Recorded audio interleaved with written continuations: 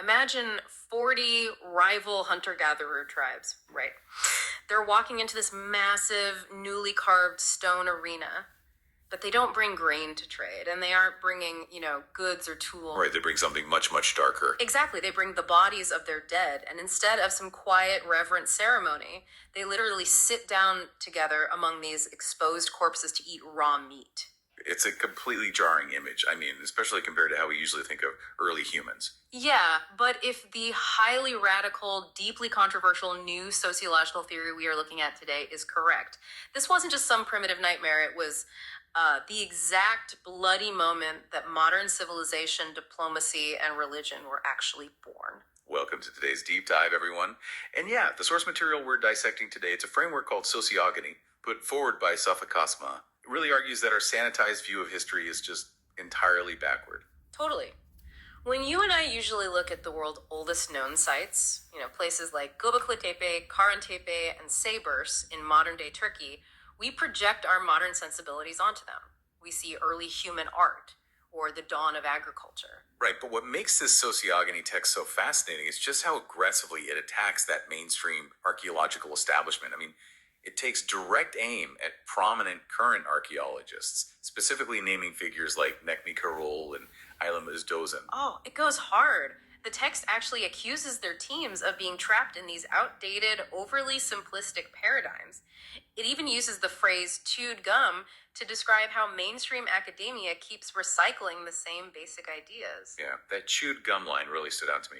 The text argues they're stuck on generic ideas of prehistory and basic animal symbolism without looking at the underlying visceral sociology. And real quick, just to set the stage for you listening, we are looking at this highly critical text completely objectively today. We are not taking sides between the academic establishment and this sociogony theory. Right, exactly. Yeah. We're just laying out this fascinating alternative perspective for you to consider because, well, the central premise of Kaçmaz's text is that mainstream archaeology is looking at the ruins of a massive sociological trauma and mistaking it for a primitive art gallery. Let's jump right into the deepest end of the pool here, because the text's first major reinterpretation is, well, it's about as extreme as it gets. Mainstream archaeologists look at certain carvings at Karahantepe and Sayburç and conclude they were used for initiation rites. Yeah, the standard theory is it's a coming-of-age ceremony for youths, right around 12 to 17 years old, a transition into adulthood. Right, but the Socyogony text calls this a laughable misunderstanding. It asserts that these sites were actually built for an adult male castration ritual. Oh, wow. Yeah, that completely upends the assumed narrative. We aren't talking about teenage boys passing a hunting test anymore. No, we're talking about adult male leaders actively severing their own reproductive capacity, which, okay, let's unpack this. Mistaking a self-castration ritual for a teenage coming-of-age ceremony is like looking at a surgical theater and calling it a high school graduation. That's a great way to put it, and it's a huge leap to make. But the text backs this up by connecting these physical 12,000-year-old sites to mythologies that were recorded thousands of years later. Right, like Hesiod's Theogony. Exactly. The text draws a direct line from this alleged physical castration ritual to that ancient Greek text from around 700 BC. Specifically, the myth where the sky god, who the text refers to interchangeably as Uranus or Anu, is violently castrated by his younger son, Cronus. Wait, so the argument is that the Greek myth of Cronus castrating Uranus wasn't just, a fantasy story invented around a campfire? No, the text claims it was a deeply embedded cultural memory, a mythological echo of a very real physical ritual that began 10,000 years earlier in the ancient Near East. That is wild. It insists the carvings at places like Karahantepe are the literal blueprints of that mythological event. And the timeline the text proposes for this practice is just staggering. It really is. We're not talking about a brief, chaotic cult phase that burned out after generation. The Socyogony framework says this adult self-castration survived along the Ur-Assyria line for 10,000 years. 10,000 years, that's the cradle of early agriculture. Yeah, and the text claims it was institutionalized into the religious priesthood and survived all the way into the 2nd century AD, right up to the era of King Abgar. Okay, if a practice of normalized adult self-castration survives for 10 millennia across changing climates and empires, it can't just be madness. It has to serve a structural, load-bearing purpose for the civilization. Exactly. It had to be doing some heavy sociological lifting. Which brings me to the evolutionary math here. The deepest, most hardwired biological drive any species has is to pass on its DNA, to reproduce. Why on earth would an entire society of adult men normalize severing that drive? That is the big question. And the text provides a very specific mechanism, which is arguably the core thesis of the whole sociogony theory. The ritual was a deliberate tool to completely destroy the concept of biological fatherhood. And replace it with what the text calls social fatherhood, right? Exactly. If a biological fatherhood is like proprietary software, where you only care about your specific genetic code and your specific property, these early humans allegedly realized that this drive was leading to absolute horror. Right, because according to the text, the ultimate goal of inventing the social father was to stop the practice of child sacrifice. Yeah, you have to remember, we are talking about a primitive world governed by extreme scarcity, unpredictable weather, constant fear of starvation. The ultimate currency of appeasement to the gods was human life. And biological fatherhood implies absolute ownership. If a child is your blood, your property, you have the ultimate authority over it, up to and including sacrificing it for a better harvest, or just to maintain your own power in the tribe. Exactly. So if you want to stop a society from continuously sacrificing its own children, you have to violently dismantle the concept of the biological patriarch. I mean, that is dark, but the logic tracks. If the male leaders castrate themselves, they can't produce proprietary biological heirs. And without heirs, they have no biological property to sacrifice. Right. They are forced to transition from being biological fathers of a few to being social fathers of the many. They become the unique guardians and caretakers of the entire community's children.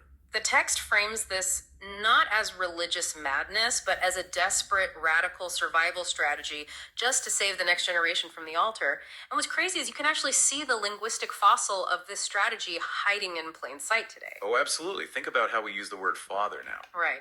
You've probably called a Catholic priest father, or heard the Pope referred to as the Holy Father, without ever thinking twice about the literal definition of the word. The text aggressively traces this eunuch father concept forward.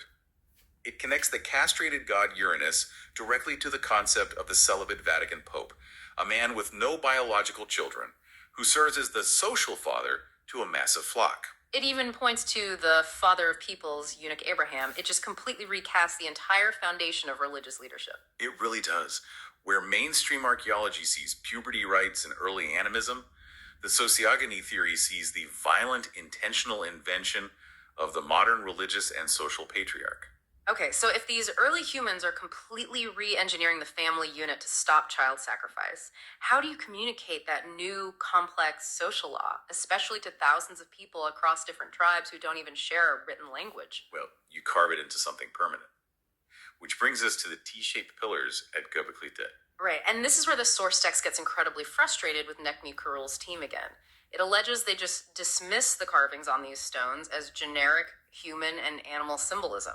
Yeah, the current academic consensus generally views the 20 to 40 specific animal totems on those pillars, the scorpions, the foxes, the vultures, as just depictions of local wildlife, like hunting scenes or animistic spirits to ward off evil. But the Socyogony text says reducing these to wildlife art strips them of their immense cosmological weight. It argues these animals were the direct ancestors of current religious sacred animals. And even more mind-bending, it claims they are the mechanical ancestors of the modern zodiac signs. Wait, really? Like astrology? The text connects hunter-gatherers to the zodiac. Yes, the mechanism here is crucial.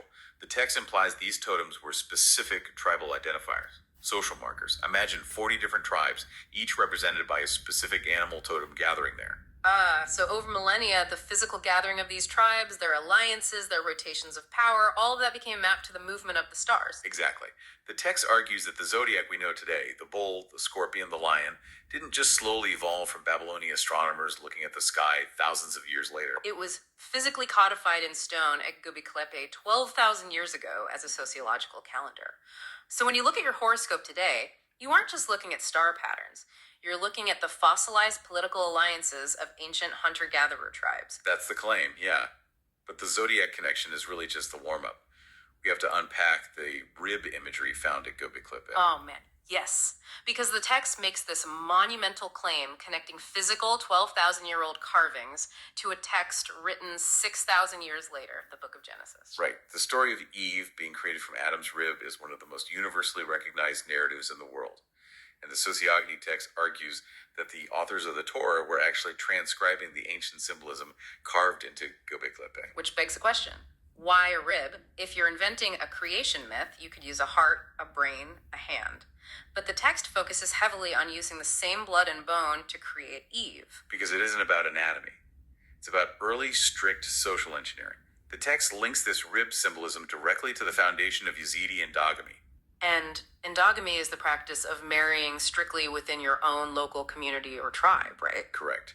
In the brutal environment of the early Neolithic period, allowing your tribe's bloodline to dilute, or marrying out into rival tribes, could mean the rapid death of your community. So the rib represents the absolute core of the human being, the marrow, the blood-making center. It's essentially a prehistoric genetic lockdown. Exactly. The text argues these carvings weren't anatomy lessons. They were the earliest physical declarations of unyielding marriage laws. The stone is literally saying, we are of the same rib, the same bone, and to survive, we must marry only within this circle. And that sociological survival law was so powerful, so drilled into the human psyche, that 6,000 years later it surfaced in the Genesis narrative. Eve, pulled from Adam's rib, becomes the ultimate mythological metaphor for a closed-loop, pure-blood marriage. The sheer scale of what this text is proposing is just vast. It argues that the fundamental architecture of modern religious texts and societal laws, the zodiac, Genesis, and endogamy, were all hammered out in the limestone at Göbeklitepe. Which sets up the text's final and maybe most controversial claim regarding how these early societies handled their dead. And this involves a very serious accusation against the current archaeological establishment. Yeah, it accuses them of covering up the legacy of Klaus Schmidt, the original discoverer of Göbeklitepe. The text outright claims that Schmidt was actually searching the site for something called a daxma, or a tower of silence. Right, and to understand the gravity of that, we have to look at later Zoroastrian traditions. A daxma is a specific, raised, circular structure dedicated to the presentation of dead bodies. Where bodies are left exposed to the sun and scavenging birds, specifically vultures. And vultures are, of course, heavily featured on the famous vulture stone at Göbekli Tepe. Exactly. This transforms the site from a simple temple into a massive open-air mortuary. But the text pushes it further into the realm of primitive diplomacy. Yeah, it describes this primal alliance stage where nearly 40 distinct community units or tribes gathered at this site. They didn't just come to dump their dead, right? No, they gathered to formally present their dead bodies to one another. It's the ultimate display of shared vulnerability. 40 tribes, who are likely fiercely territorial and competing for scarce resources, bringing their dead to a central location.